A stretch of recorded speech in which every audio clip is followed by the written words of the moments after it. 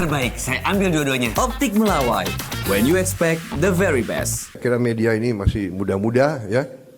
Jadi ada hal-hal yang kalau orang tua bicara yang muda-muda ya, yang muda-muda anak-anak biasanya tunggu di luar. Kan begitu kan?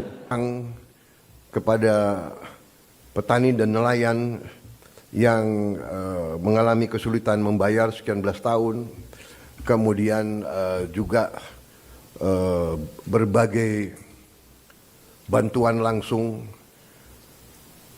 berbagai bantuan mengurangi kewajiban-kewajiban terutama rakyat yang di golongan yang paling bawah dan paling lemah. Saya kira nanti mungkin Menko Perekonomian dengan Menteri Keuangan bisa juga jelaskan ke masyarakat berapa kebijakan-kebijakan yang telah kita lakukan. Kita juga dalam waktu dekat kita juga akan mewajibkan semua perusahaan yang menerima kredit dari bank pemerintah harus menempatkan hasil penjualan ekspornya di bank di Indonesia. Saya kira ini hanya wajar, ini masuk akal. Mereka berusaha dengan dana yang bersumber dari rakyat Indonesia.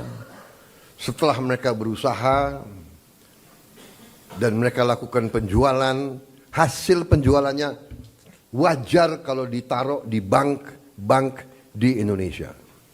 Ini saya kira segera akan keluar dan akan berlaku kurang lebih 1 bulan yang akan datang. Ya.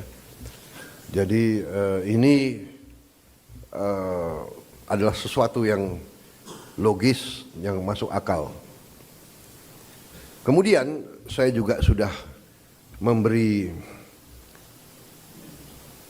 keputusan kepada unsur penegak hukum, Jaksa Agung, BPKP, Kapolri, dan Panglima TNI untuk menegakkan hukum dan aturan khususnya bagi perusahaan-perusahaan yang melanggar ketentuan-ketentuan pertanahan dan hutan. Ketentuan-ketentuan kita harus dipatuhi. Tidak ada yang memiliki perlakuan khusus.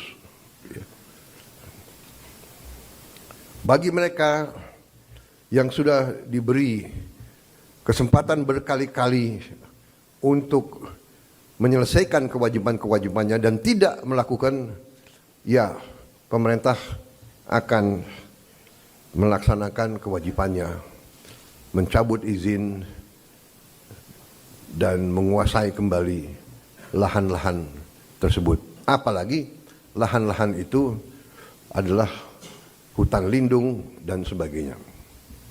Jadi ini juga langkah yang akan kita laksanakan. Saudara-saudara sekalian, saya juga sangat berterima kasih kepada banyak jajaran. Baru hari Senin kemarin saya mendapat kehormatan meresmikan 37 proyek strategis ketenaga listrikan nasional, mencakup 26 pembangkit listrik dengan kapasitas total 3,2 gigawatt serta 11 jaringan transmisi dan gardu induk di 18 provinsi. Sebagian besar dari pembangkit listrik ini adalah energi bersih, energi terbarukan. Saya kira kalau dicek nanti, ini mungkin peresmian terbesar dalam satu hari. Ini menunjukkan daya kemampuan kita. Ya. We can do it. Dan ini saya harus sampaikan bahwa ini hasil kerja keras pemerintah-pemerintah sebelum pemerintah kita.